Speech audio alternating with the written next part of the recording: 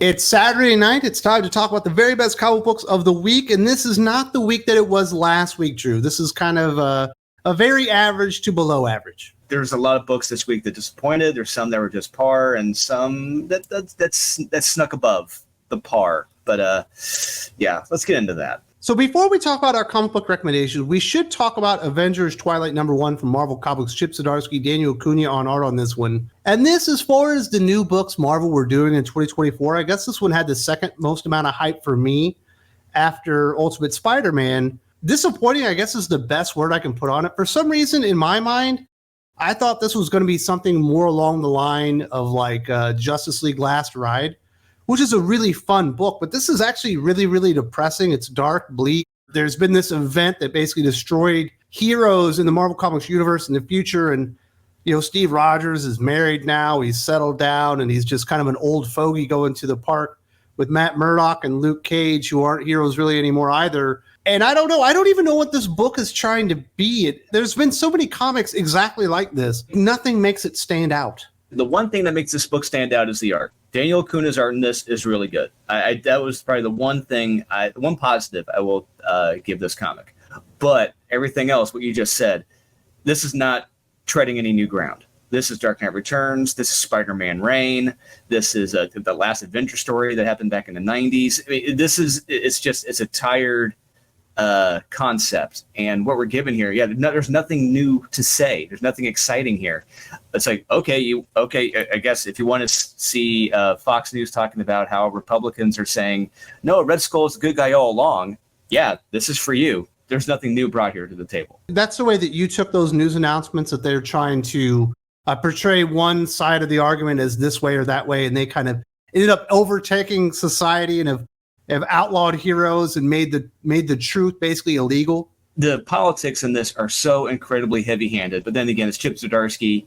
He's Canadian. He thinks he understands American politics, thinks he understands each side. He's wrong here. I mean, interpreting that Fox News and Republicans are changing the past or rewriting history. If we followed anything from the past 2 or 3 years, Republicans haven't done anything to rewrite history. It's very much the other side. I hate talking politics, but it's a very big part of this comic, the politics, and the politics are wrong. Chip Zdarsky has it very wrong here, and it just shows his beliefs and how misconstrued they are with Republicans and Democrats. I'm glad that you like the art from Daniel Acuna, who I think is a fantastic artist. I thought there were some really strange choices that I found more distracting than anything throughout the book. And then the thing that I like the least, Tony Stark's son, like Jimmy Stark or whatever, he's just a complete toolbox. There's nothing interesting or compelling about him as a villain other than you want to see him die. But he doesn't seem like a threat to anybody, including the news anchor guy. What makes comic books, what should make them great, is that when you have a great hero, which we do kind of have that here with Captain America, Steve Rogers. He's kind of a good guy here. It's not the Steve Rogers I know are like. I know it's an older Steve Rogers, but I don't like this interpretation of him. But yeah, the villain here, he's not much. I didn't take him as a threat at all, period. I didn't see him. I just saw him as a joke. I was kind of waiting for the actual villain to show up. And I don't even know if we're going to get an actual villain in this. Hopefully it's more than just him. But it just seems like a joke. And it's a poor man's attempt at making a Dark Knight Returns. And there's nothing special here. Yeah, so we'll see what happens with that book. I guess we'll try out the second issue, but I was very, very underwhelmed on this one. I had some expectations. None of them were met, really, for the most part. Although the art is well done in some places, I think it could have been better even there. So let's get into the things that we definitely do want to recommend this week, Drew. Huge recommend for Cobra Commander #1 from Skybound, Josh Williamson, Andrea Milani. As far as all the new #1 issues associated with the Energon universe, this is the hardest one if you're just a normie to get into, because you're talking about some concepts that you're going to have to be a hardcore G.I. Joe fan to even know what the words mean and stuff. But it is quite compelling stuff. This is not what I expected after reading Duke #1, after reading what they've done with Transformers. I was not expecting essentially anything that happened in this comic book other than Cobra Commander being in the Cobra Commander outfit to actually happen. And I do appreciate that. They surprised me, and it was very good. Yes, it was very good. And I do know some of the G.I. Joe lore, but I don't know a lot. And when I was reading this, I was kind of like, what is going on here? Because there are concepts in this that are very, very out there and wild. And what we see, the visuals in this are very crazy and wild. And I was going along with it because it wasn't what I expected, and I was having fun with it because it wasn't lowering my expectations. It wasn't underwhelming. It was very overwhelming at points because I'm like, what is going on here? Trying to figure it all out. And I enjoyed that. And I do love how also it ties into Transformers. We get a certain Decepticon maybe that shows up in this. And I got a kick out of that. I'm very curious to see where that goes from here as well. The opening of this was awesome. And Josh Williamson, it's clear that his focus is in the DC Comics because I can clearly see his focus is with the Energon universe, not so much the DC stuff. It's very much veered toward here. This is where he's having fun. And if you want to see Josh Williamson at his best when he's having fun, do check out Cobra Commander, guys. Fantastic. And that's not all the G.I. Joe goodness that we got for you this week. G.I. Joe, Real American Hero 303, Skybound, Larry Hama, Chris Mooneyham. This thing has been just an unexpected delight, continuing the Real American Hero storyline from Larry Hama, not in the Energon universe. And we've had this big mutant bomb blow up on Cobra Island. And now we finally have Serpentor Khan and all of his mutated troops that were left behind by Cobra Commander because he's a sniveling weasel are showing up on the mainland, and they're basically creating an alliance with like an AI entity or AI army. This thing is absolutely wild, and I am enjoying every bit of it. The Chris Mooneyham art is so far off the charts amazing. It's just a really, really fun, fantastic comic book. Yes, everything you just said, I'm grinning ear to ear as you're talking about because I'm remembering every single page because I had a blast like you reading this. This is what I wanted in a G.I. Joe book, and you can tell. I talked about this last night with some friends. You can tell when a creator is checked out or having fun with what they're doing. You can very much tell that Larry Hama, Chris Mooneyham, and even Andy Kubert on the covers, these guys are having a blast working on G.I. Joe. And I'm having a blast too because they're having fun. And everything in this book is just so fun, from the fights with Scarlet and Snake Eyes against the AI soldiers that come to attack them, to the simple stuff where they're outside the pit. Some of the Cobra soldiers are trying to break in. But the Joes are watching them on the camera, like, no, just let it happen. Just let them keep coming up. They don't see us. Just let it happen. We're watching them. It's great stuff. They have no clue. If you want to see creators who are having a blast writing and illustrating what they're doing, do check out G.I. Joe, guys. This is G.I. Joe at its best right now. This is the best it's been in a very, very long time. And a big part of that is Chris Mooneyham's art. His art is fantastic. Absolutely. If you're a G.I. Joe fan, this is the time to get into the comic books again. Get your old school flavor, you get your new school flavor.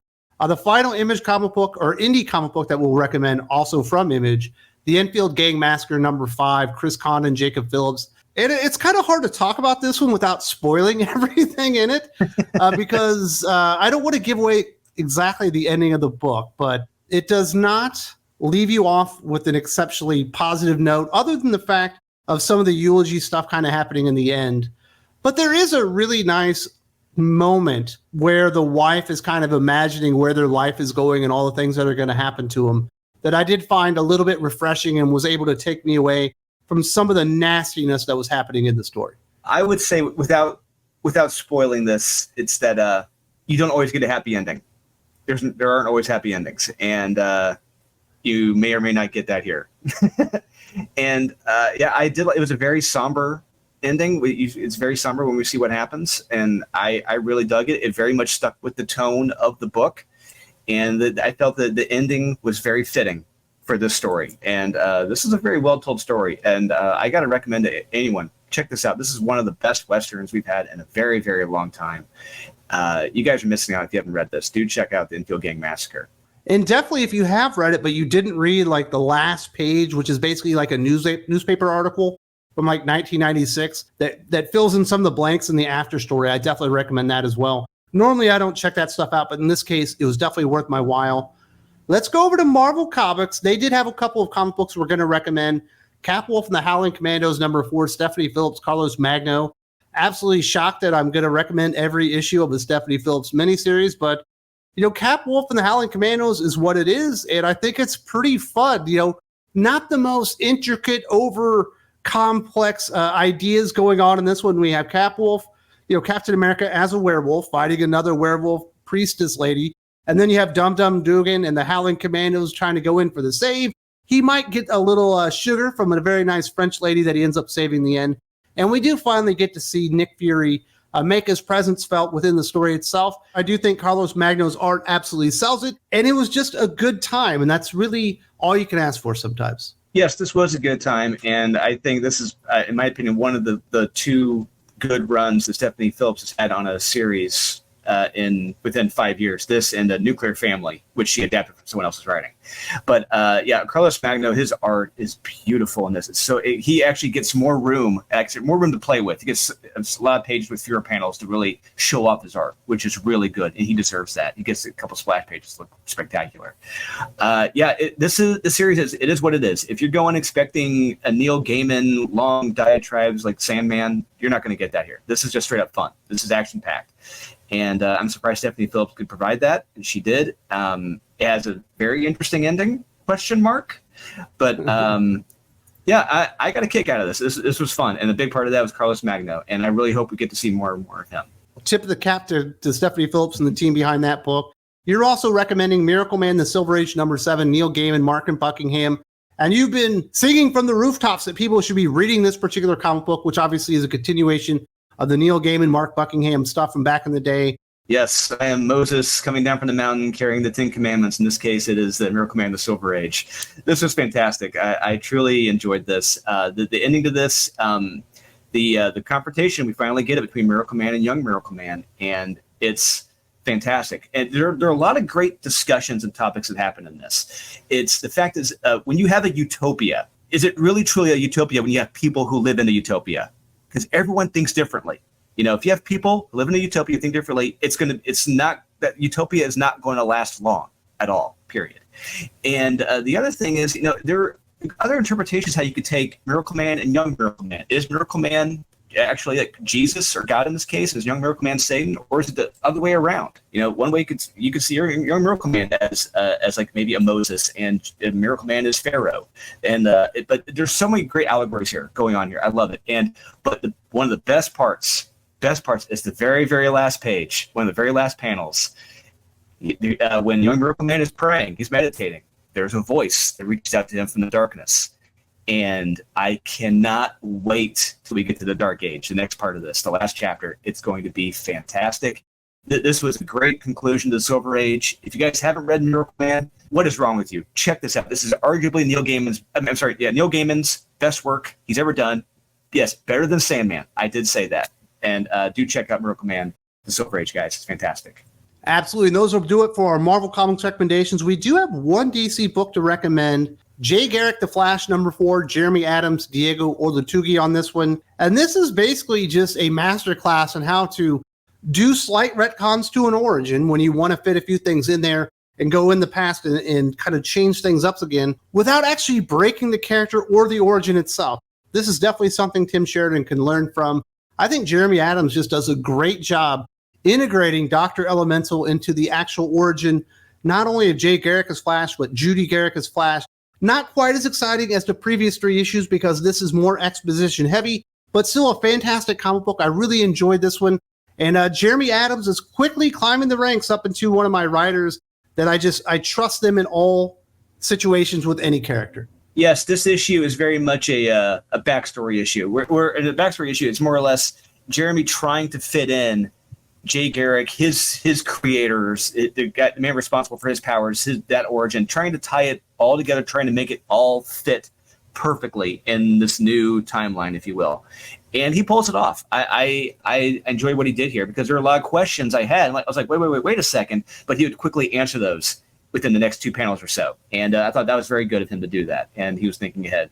He's a great writer. And I had a lot of fun with this because I enjoyed the Golden Age heroes. I enjoyed the Golden Age Flash. And it was great seeing his origin again, but from a different point of view and how this man is responsible for it. I got a kick out of it.